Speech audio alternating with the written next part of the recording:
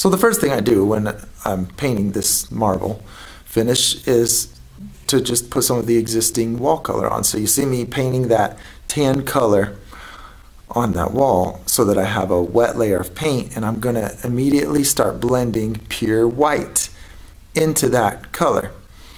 My white is interior bare ultra pure white. So then I start painting the darker veins, and you can see as I start doing that darker color, I just pre-mixed a dark brown, and I start blending that into the white. You can see that the vertical areas are wider than the horizontal areas because I keep the brush at the same angle. You can see me lightly feathering over it. I drag the brush quickly and lightly across the surface as it's beginning to get tacky. And what that does is blur the edges of those larger veins. The customer wanted it to look browner, and that was a very grayish brown, so I needed to add some red and yellow. So you can see there I'm adding some red and yellow to make it more brown, less gray. The exact color is really up to you.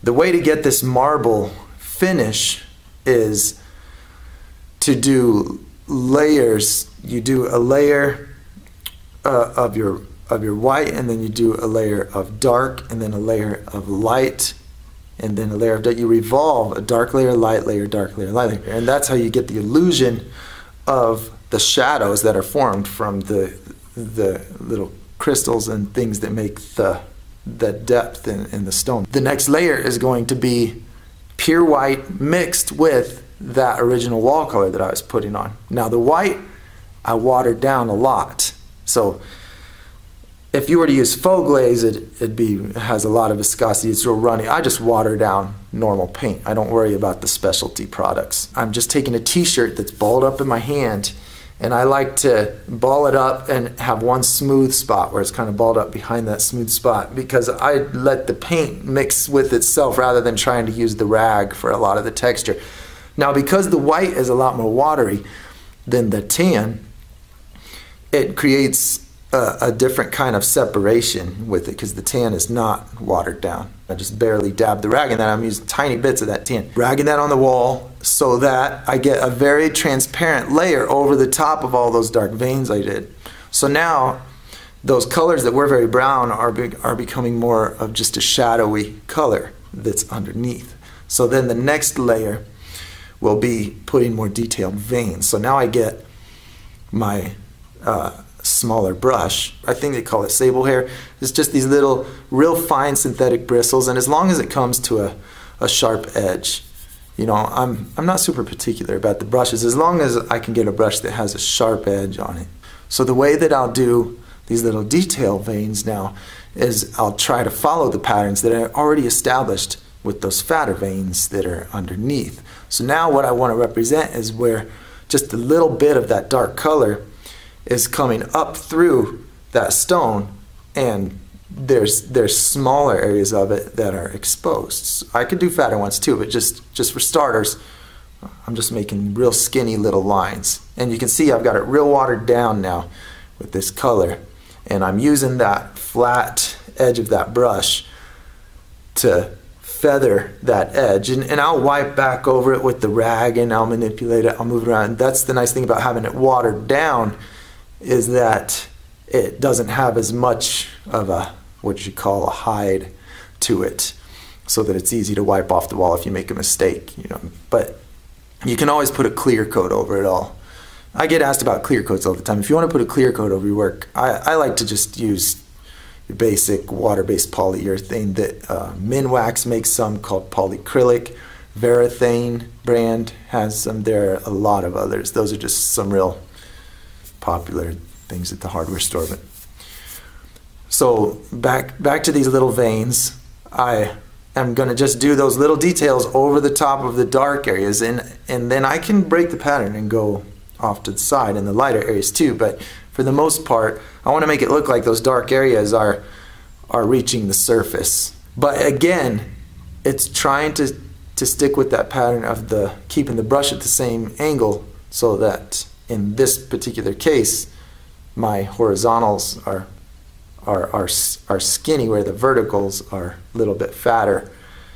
So keeping the brush at the same angle. I mean, that's just one little trick. Really, I want this to show you more the benefit of doing the layers in this order than the actual brush technique. You know, I'm just saying how I do the brush technique. So revolving back and forth, dark layer, light layer, dark layer, light layer, is how I get the look of all that depth.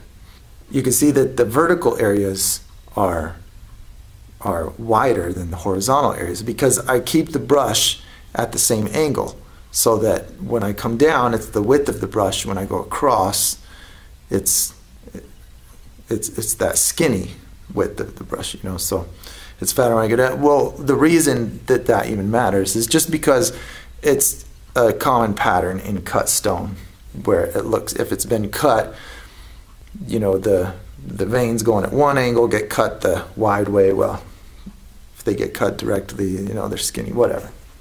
Just a pattern that I thought looked good.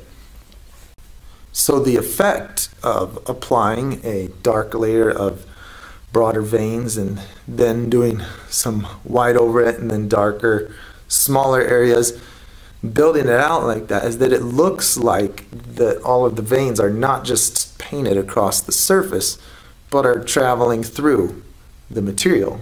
So then after I do those dark veins, then again I do another layer of that same white and tan mix. And so the white gives me that illusion of the dark colors being buried underneath that stone, but then that tan color that I mix in with it gives the richer colors, the more saturated colors across the surface, so that it doesn't look too washed out and chalky. When I look at pieces of marble, you can see that, you know, what you have is wavy layers going through a stone, like that corrugated tin that you always see on roofs and barns. You know, it's all zigzaggy like that. If you were to cut a layer like that at an angle right across the surface and just getting deeper and deeper into it as you cut, rather than just slicing it straight in half, well, the effect of it would be that those zigzags would be amplified. They'd be exaggerated because of the angle that you cut. That's what happens with that. That's why you see those zigzags in marble, because it's just an area where a vein has maybe some bends and curves to it. A vein is a layer.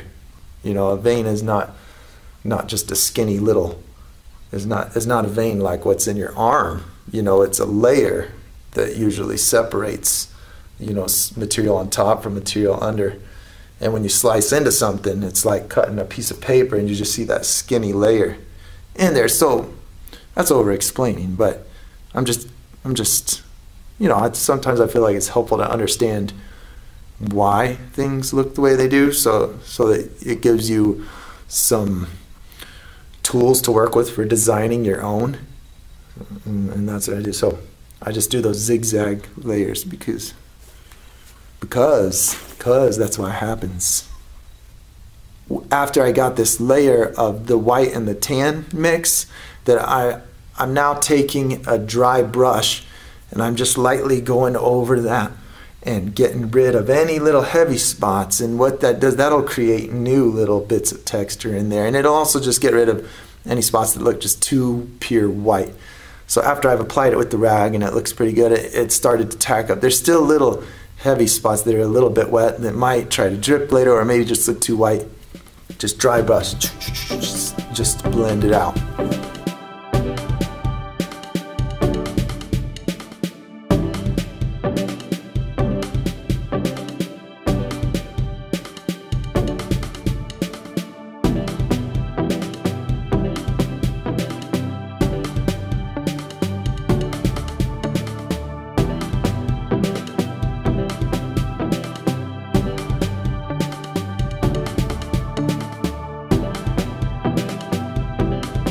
The very last thing I'll do is come back with just a real light layer of that tan, the original wall color.